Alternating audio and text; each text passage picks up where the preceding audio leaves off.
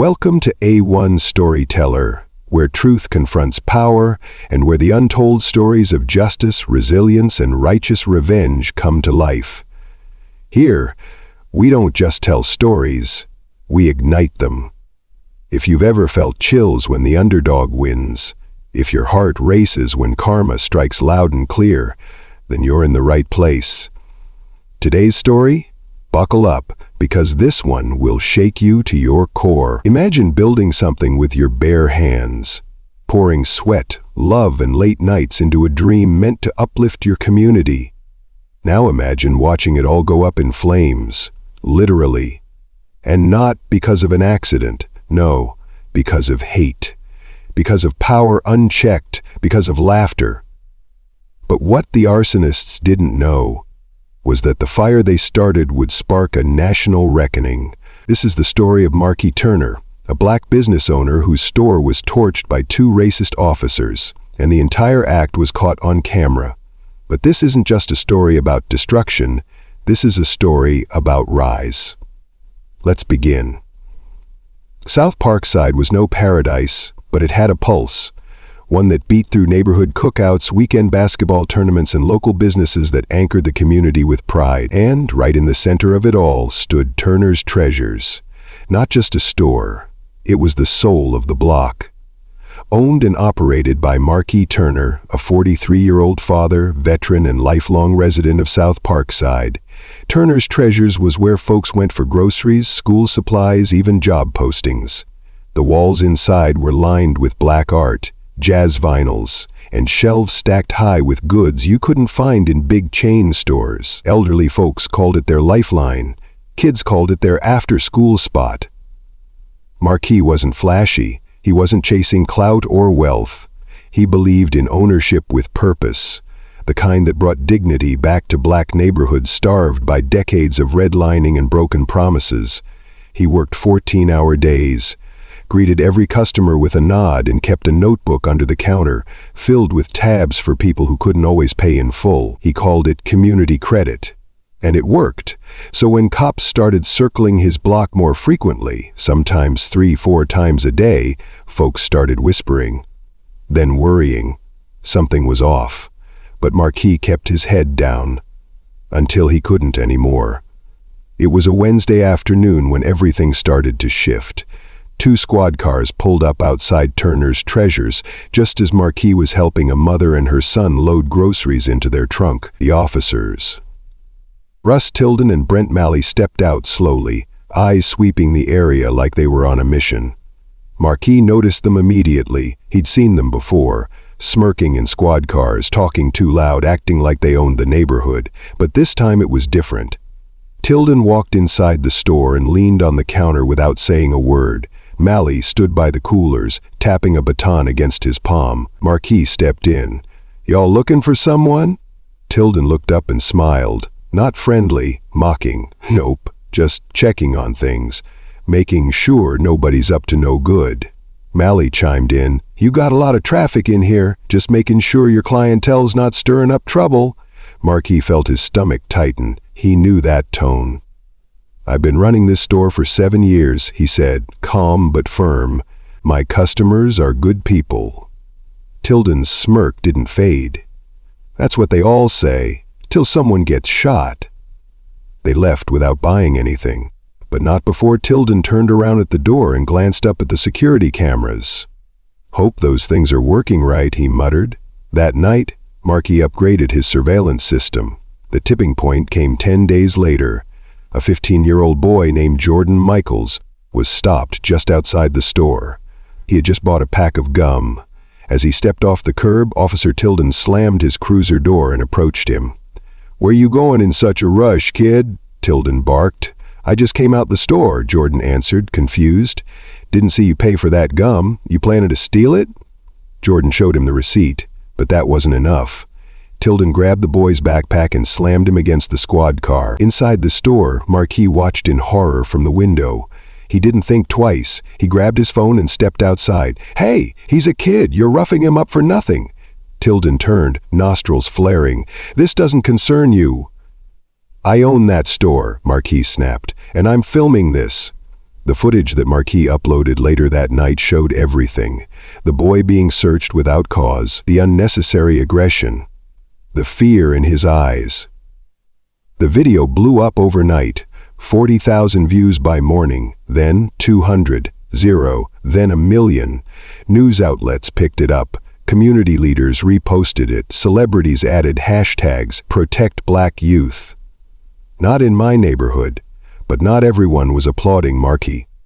The South Parkside Police Department issued a statement calling the stop routine protocol. The officers were cleared of wrongdoing, and Marquis? He started getting visits.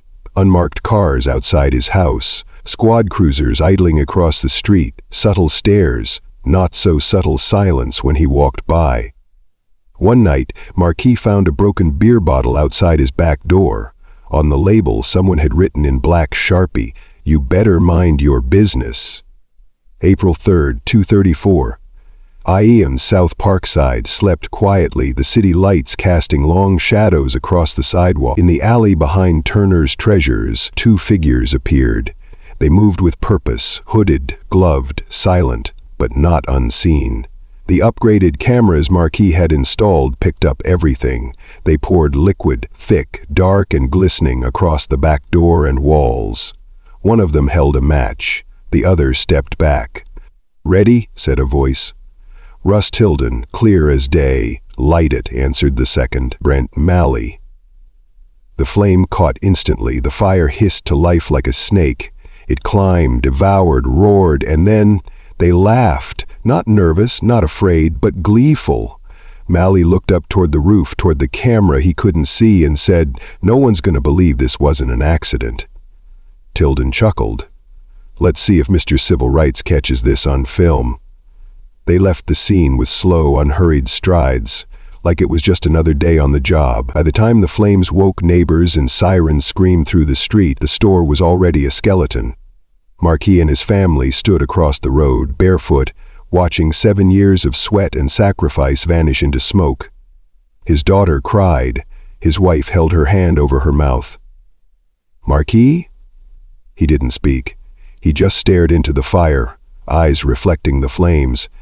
But in his chest, something colder and more focused was beginning to burn, because he already knew what they didn't. Everything was recorded.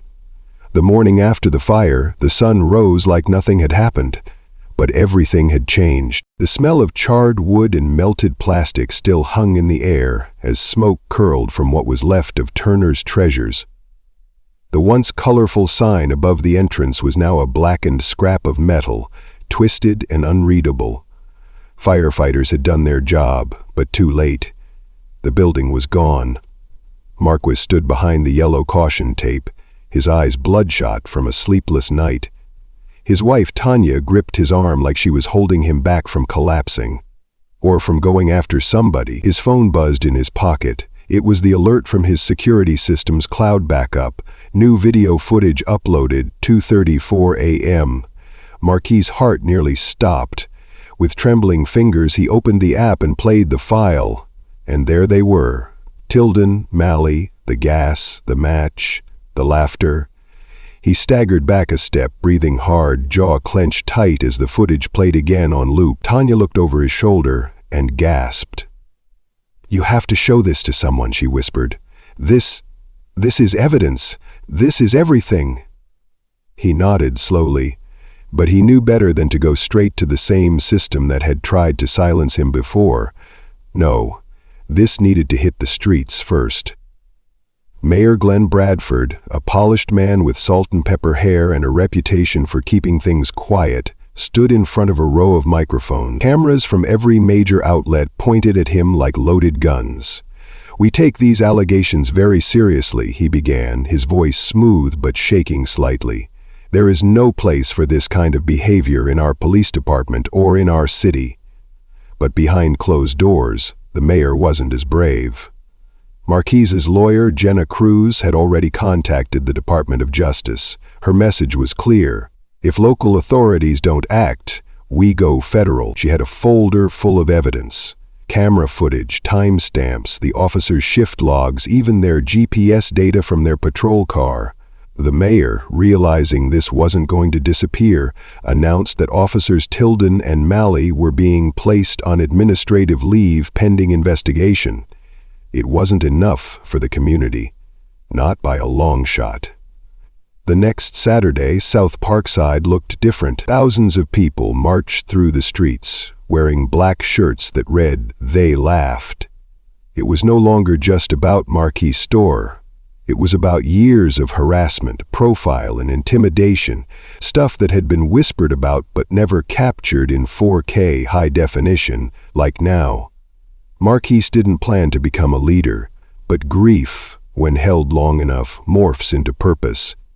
He took the stage in the town square. Behind him stood pastors, teachers, small business owners, and even a few former officers who had walked away from the department in disgust.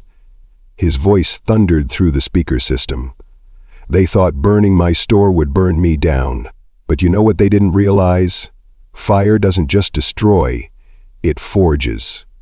And I've been forged. We all have. The crowd roared. News helicopters circled above. That night, CNN aired a special segment. Turner's Treasures, the spark that lit a movement. But the deeper Jenna Cruz dug, the uglier things got. She discovered that this wasn't the first time Officer Tilden had been involved in property damage. 5 years earlier, a report had been quietly buried about a food truck fire in a neighboring district.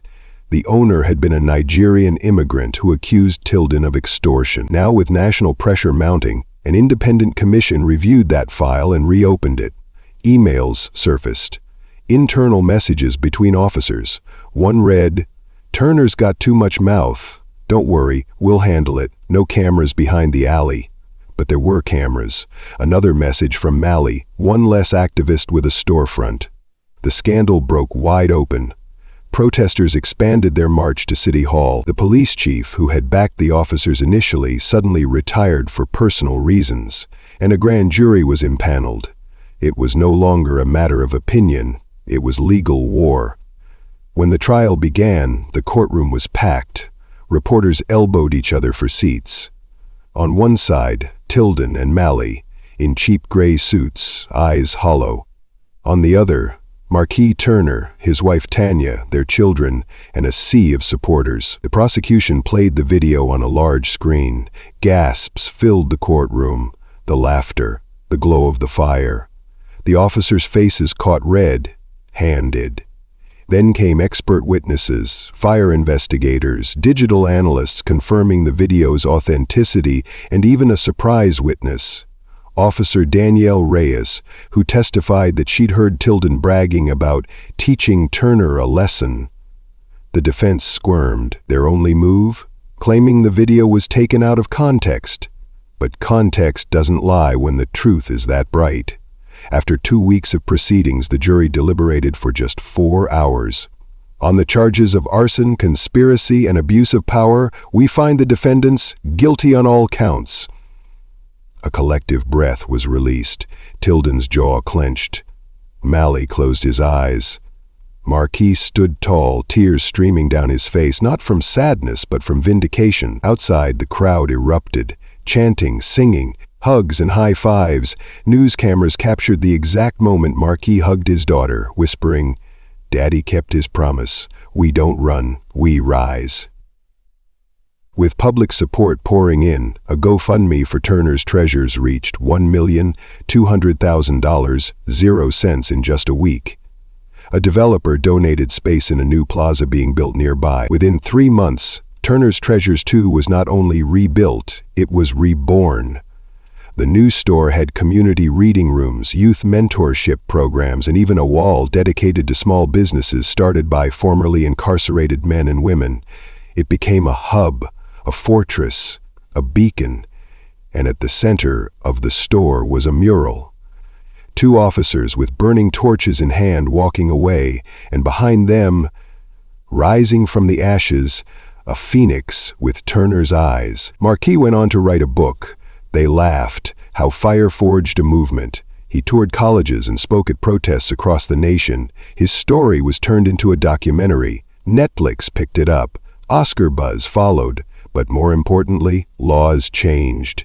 The state passed the Turner Act, mandating independent investigations for any officer-involved property crimes, mandatory body cam uploads within 12 hours, and whistleblower protections for police department employees. People said Markey started a fire. In truth, the fire had always been there. He just lit the match that made the nation look. And that's how a community shopkeeper took on corruption with nothing but courage, camera footage, and a voice that wouldn't go silent. What they meant to be destruction became revolution.